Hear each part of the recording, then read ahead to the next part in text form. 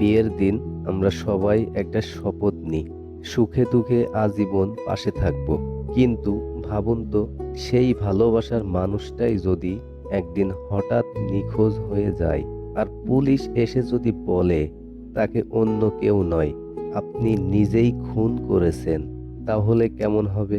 আর সারা দেশের মিডিয়া যদি আপনাকেই এক রাতের মধ্যে ভিলেন বানিয়ে দেয়, তাহলে বিষয়টা কেমন হবে? আজ আমরা আলোচনা করব হলিউডের অন্যতম সেরা ডার্ক সাইকো থ্রিলার মুভি গনগালের এক্সপ্লেনেশন। ডেভিড ফিনচারের পরিচালনায় এই সিনেমাটি শুধু একটি মার্ডার মিস্ট্রি নয়, এটি এমন এক স্বামী স্ত্রীর গল্প যা দেখার পর বিয়ের উপর থেকে আপনার বিশ্বাস উঠে যেতে পারে। গল্পে এমন সব টুইস্ট আছে যা আপনি কল্পনাতেও ভাবেননি। তাই হেডফোনটা কানে গুজে আরাম করে বসুন, কারণ আগামী 15 মিনিটে আমরা এক ভয়ঙ্কর সাইকোপ্যাথের মাথায় ঢুকতে যাচ্ছি। গল্পের মূল চরিত্র নিক ডান এবং তার স্ত্রী অ্যামি ডান। অ্যামি কোনো সাধারণ মেয়ে নয়, সে ছোটবেলা থেকেই বেশ জনপ্রিয়। তার বাবা মা তাকে অনুপ্রাণিত করে অ্যামেজিং অ্যামি নামে একটি বিখ্যাত শিশুদের বইয়ের সিরিজ লিখেছিলেন, যার কারণে পুরো আমেরিকায় অ্যামি এক পরিচিতি নাম পায়। গল্পের শুরু হয় তাদের পঞ্চম বিবাহবার্ষিকীর সকালে। নিক একটা বার চালায়। সে সকালে বারে যায় এবং দুপুরের দিকে যখন বাড়ি ফেরে তখন দেখে ঘরের মেইন দরজা খোলা, ভিতরের ড্রয়িং রুমের কাচের টেবিলটা ভাঙা, আর জিনিসপত্র ছাড়ানো ছিটানো। স্পষ্ট বোঝা যাচ্ছে এখানে ধস্তাধস্তি হয়েছে। কিন্তু সবচেয়ে বড় কথা, অ্যামি ঘরে নেই, সে নিখোঁজ। অ্যামি কোথায় গেল? অ্যামির কি হয়েছে? নিক সাথে সাথে পুলিশকে খবর দেয়। কেসটির দায়িত্ব নেন ডিটেকটিভ রন্ডা বনি। পুলিশ এসে যখন পুরো বাড়ি সার্চ করা শুরু করে, তখন তারা কিছু অদ্ভুত জিনিস লক্ষ্য করে। অ্যামি নিখোঁজ হলেও ঘরে কোনো রক্তের দাগ নেই, কিন্তু ফরেনসিক টিম যখন আল্ট্রাভায়োলেট লাইট জ্বালায় তখন দেখা যায় রান্নাঘরের মেঝেতে প্রচুর রক্ত লেগেছিল, যা পরে খুব সাবধানে মুছে ফেলা হয়েছে। পুলিশের সন্দেহ গিয়ে পড়ে নিকের উপর, কারণ সাধারণত এই ধরনের কেসে স্বামীরাই মূল আসামি হয়। ঠিক এই সময়ে পুলিশ অ্যামির একটা ডায়েরি খুঁজে পায়। সেই ডায়েরির পাতায় লেখা ছিল নিক আর অ্যামির প্রথম দেখার রোমান্টিক গল্প, কিভাবে তাদের প্রেম হলো আর কিভাবে বিয়ের পর নিক বদলে যেতে শুরু করলো। ডায়েরির শেষ দিকের পাতাগুলোতে অ্যামি লিখেছিল নিকের ঋণের কারণে তাদের মধ্যে অশান্তি বাড়ছিল এবং নিক তাকে মারধরও করত। এমনকি শেষ লাইনে অ্যামি লিখেছিল, I am afraid my husband is going to kill me, অর্থাৎ আমি ভয় পাচ্ছি আমার স্বামী আমাকে মেরে ফেলবে। অ্যামির নিখোঁজ হওয়ার খবর বাতাসে আগুনের মতো ছড়িয়ে পড়ে। মিডিয়া এই কেসটাকে হাতে নেয়। টিভির টকশো থেকে শুরু করে নিউজ চ্যানেল, সব জায়গায় নিককে একজন নিষ্ঠুর স্বামী হিসেবে দেখাতে শুরু করে। নিক প্রথম দিকে নিজেকে নির্দোষ প্রমাণ করার চেষ্টা করে, কিন্তু সে মিডিয়ার সামনে হাসি মুখে পোজ দিয়ে একটা সেলফি তোলে, যা আগুনে ঘি ঢালার মতো। মানুষ ভাবতে শুরু করে, যার স্ত্রী নিখোঁজ সে হাসে কিভাবে? পুলিশের ইনভেস্টিগেশন যত এগোয়, নিক তত বেশি ফেঁসে যেতে থাকে। পুলিশ জানতে পারে নিকের অ্যাকাউন্টে কোনো টাকা নেই, অথচ অ্যামির নামে একটা বিশাল লাইফ ইন্স্যুরেন্স করা হয়েছে, যা অ্যামি মরলে নিক পাবে। শুধু তাই নয়, নিকের বোনের বাড়ির পিছনের গুদামে দামি দামি জিনিসপত্র পাওয়া যায়, যা নিকের ক্রেডিট কার্ড দিয়ে কেনা হয়েছিল। কিন্তু সবচেয়ে বড় ধাক্কাটা লাগে তখন, যখন জানা যায় নিকের একটা গোপন অ্যাফেয়ার আছে। নিক তার কলেজের এক তরুণী ছাত্রীর সাথে প্রেম করছিল এবং অ্যামিকে ধোঁকা দিচ্ছিল। এই সত্যটা যখন জনসম্মুখে আসে, তখন নিকের নিজের বোন মার্গও তার উপর রেগে যায়। নিক সবার চোখে তখন একজন প্রমাণিত খুনি, যার ফাঁসি হওয়া শুধু সময়ের অপেক্ষা। সিনেমাটির বয়স যখন ঠিক অর্ধেক, অর্থাৎ 1 ঘন্টা পার হয়, ঠিক তখনই ডেভিড ফিঞ্চার আমাদের এমন এক ধাক্কা দেন যে দর্শকের সিট থেকে পড়ে যাওয়ার অবস্থা হয়। স্ক্রিনে দেখা যায় অ্যামি মরেনি, সে সম্পূর্ণ সুস্থ এবং জ্যান্ত অবস্থায় একটা গাড়ি চালিয়ে হাইওয়ে দিয়ে কোথাও যাচ্ছে। সে নিজের চুল কেটে ছোট করে ফেলে এবং নিজের চেহারা বদলে ফেলে।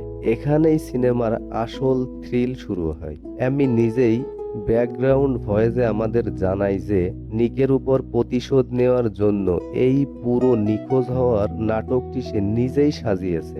আসলে অ্যামি জানতে পেরেছিল নিক তাকে ধোঁকা দিচ্ছে। সে নিককে যতটা ভালোবেসেছিল, নিকের এই বিশ্বাসঘাতকতা তাকে ততটাই হিংস্র করে তোলে। অ্যামি গত 1 বছর ধরে অত্যন্ত নিখুঁত মাস্টার প্ল্যান করে। সে নিজের ডায়েরিতে বানিয়ে বানিয়ে নিকের নামে মিথ্যা কথা লিখেছিল। সে দিনের পর দিন নিকের ক্রেডিট কার্ড চুরি করে দামি দামি জিনিস কিনে লুকিয়ে রেখেছিল। রান্নাঘরের মেঝেতে যে রক্ত পাওয়া গিয়েছিল তা অন্য কারণ নয়, অ্যামি নিজেই সিরিঞ্জ দিয়ে নিজের শরীর থেকে রক্ত বের করে মেঝেতে ঢেলেছিল এবং পরে তা মুছে একটা ক্রাইম সিনের নাটক করেছিল। অ্যামির প্ল্যান ছিল সে এমনভাবে নিখোঁজ হবে যাতে পুলিশ নিককে ফাঁসি দেয়। আর নিকের ফাঁসি হওয়ার দিন অ্যামি নিজে নদীতে ঝাঁপ দিয়ে আত্মহত্যা করবে, যাতে কেউ কোনোদিন সত্যটা জানতে না পারে। একেই বলে চরম লেভেলের সাইকোপ্যাথ। অ্যামি একটা সস্তা মোটেলে নাম ভাঙিয়ে থাকতে শুরু করে। কথায় আছে না, চোরের 10 দিন তো সাধুর 1 দিন। অ্যামি নিজেকে যতই চালাক ভাবুক, মোটেলে থাকা কয়েকজন ছিচকে চোর অ্যামির ভাবভঙ্গি দেখে বুঝে যায় তার কাছে প্রচুর ক্যাশ টাকা আছে। একদিন রাতে তারা অ্যামিকে মারধর করে তার সমস্ত টাকা পয়সা লুট করে নিয়ে চলে যায়। এখন অ্যামি সম্পূর্ণ নিঃস্ব। সে না পারে পুলিশের কাছে যেতে, না পারে বাড়ি ফিরতে। নিরুপায় হয়ে অ্যামি তার এক পুরনো প্রেমিক ডেসি কলিং এর সাহায্য চায়। ডেসি কলিং ধনী এবং সে এখনো অ্যামিকে পাগলের মতো ভালোবাসে। ডেসি অ্যামিকে উদ্ধার করে তার শহরের বাইরে একটা বিশাল বাড়িতে এনে লুকিয়ে রাখে। কিন্তু ডেসির ভালোবাসা ছিল এক ধরনের পাগলামি। সে অ্যামিকে নিজের খাঁচায় বন্দি পাখির মতো আটকে রাখতে চায়। এদিকে নিক বুঝতে পারে যে অ্যামি বেঁচে আছে এবং তাকে ফাঁসানোর জন্য এই খেলা খেলছে। তখন নিক হার না মানতে রাজি হয়। সে আমেরিকার সবচেয়ে বড় হাই প্রোফাইল ডিফেন্স লয়ার ট্যানার বোর্ডকে হায়ার করে। ট্যানার নিককে বলে, মিডিয়া তোমাকে ভিলেন বানিয়েছে, এখন মিডিয়াকেই ব্যবহার করে তোমাকে হিরো হতে হবে। নিক একটি বিখ্যাত টিভি শোতে ইন্টারভিউ দেয়।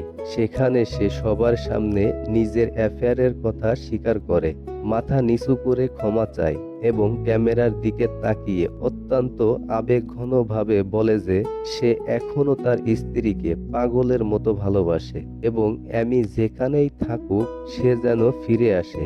নিকের এই অভিনয় এবং ইমোশনাল স্পিচ দেখে পুরো আমেরিকার মানুষের মন গলে যায়। টেলিভিশনের পর্দায় নিকের এই ইন্টারভিউ দেখছিল অ্যামি। নিকের এই চালাকি দেখে অ্যামির মনে আবার নিকের প্রতি একটা অদ্ভুত আকর্ষণ তৈরি হয়। সে বুঝতে পারে নিক তাকে চিনে গিয়েছে এবং নিকও তার মতোই একটা ভালো অভিনেতা। অ্যামি সিদ্ধান্ত নেয় সে ডেসির খাঁচা থেকে বের হবে এবং আবার নিকের কাছে ফিরে যাবে। কিন্তু ফিরবে কিভাবে? ডেসির বাড়ি থেকে বের হওয়া তো অসম্ভব। এখানেই অ্যামি তার জীবনের সবচেয়ে ভয়ঙ্কর এবং রক্তারক্তি কাণ্ডটি ঘটায়। সে নিজেকে ঘরের ভিতর নিজেই আঘাত করে ক্ষতবিক্ষত করে, যাতে মনে হয় কেউ তাকে টর্চার করেছে। তারপর এক রাতে সে ডেসিকে বিছানায় ডেকে আনে। ডেসি যখন ভাবছিল অ্যামি তাকে সারেন্ডার করেছে, ঠিক তখনই অ্যামি তার বালিশের নিচেই লুকিয়ে রাখা একটি ধারালো ছুরি দিয়ে ডেসির গলা ফালা করে ফেলে। ডেসির রক্তাক্ত লাশের উপর দাঁড়িয়ে অ্যামি নিজের গায়ে রক্ত মাখে। পরের দিন সকালে নিকের বাড়ির সামনে একটা গাড়ি এসে থামে। গাড়ি থেকে রক্তাক্ত জখম অবস্থায় অ্যামি নেমে আসে। শত শত মিডিয়া এবং ক্যামেরার সামনে সে নিকের কোলে এসে ঢলে পড়ে, যেন সে কোনো এক নরক থেকে বেঁচে ফিরে এসেছে। পুরো দুনিয়ার কাছে অ্যামি এখন একজন ভিকটিম, যে তার পুরনো প্রেমিকের অপহরণ থেকে নিজেকে বাঁচিয়ে ফিরে এসেছে। আর ডেসিকে খুন করাটা সেলফ ডিফেন্স হিসেবে গণ্য হয়, অর্থাৎ আত্মরক্ষা হিসেবে গণ্য হয়। পুলিশ কেস বন্ধ করে দেয়, কিন্তু ঘরের দরজা যখন বন্ধ হয় তখন নিক অ্যামির আসল চেহারা দেখতে পায়।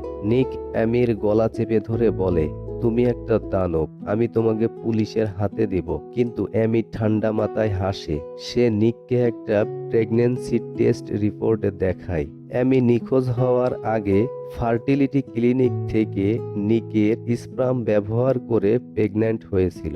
অ্যামি বলে, তুমি যদি এখন আমাকে ছেড়ে যাও বা পুলিশকে কিছু বলো, পুরো দুনিয়া তোমাকে আবার ভিলেন বানাবে, আর তুমি কোনোদিন তোমার সন্তানকে দেখতে পারবে না। তোমাকে আমার সাথেই এই পারফেক্ট হাজব্যান্ড ওয়াইফ অভিনয় করে বাকি জীবন কাটাতে হবে। সিনেমার শেষ দৃশ্যে আমরা আবার সেই প্রথম দৃশ্যটি দেখতে পাই। নিক অ্যামির মাথায় হাত বুলাচ্ছে আর ভাবছে, আমরা একে অপরের সাথে কি করলাম, ভবিষ্যতে আমরা কি করতে যাচ্ছি। নিক বন্দির মতো সেই সাইকোপ্যাথ স্ত্রীর সাথে একই ছাদের নিচেই থাকতে বাধ্য হয়, শুধু সমাজের সামনে হ্যাপি কাপল সেজে থাকার জন্য। এই ছিল গন গার্ল মুভির হাড়হিম করা গল্প। এই সিনেমা আমাদের শেখায় যে মাঝে মাঝে যাকে আমরা সবচেয়ে বেশি বিশ্বাস করি তার ভেতরেই সবচেয়ে বড় শয়তানটা লুকিয়ে থাকে। অ্যামির এই ভয়ঙ্কর রূপ আপনাদের কেমন লেগেছে? নিকের কি উচিত ছিল সবকিছু ছেড়ে পালিয়ে যাওয়া? কমেন্ট করে আপনার মতামত জানান। ভিডিওটি ভালো লাগলে অবশ্যই একটি লাইক দিন এবং বন্ধুদের সাথে শেয়ার করুন। আর এমন সব মাথা নষ্ট করা মুভি এক্সপ্লেনেশন নিয়মিত দেখতে আমাদের চ্যানেলটি এখনই সাবস্ক্রাইব করে পাশে থাকা বেল আইকনটি অন করে দিন। দেখা হচ্ছে পরের কোনো ধামাকা ভিডিওতে।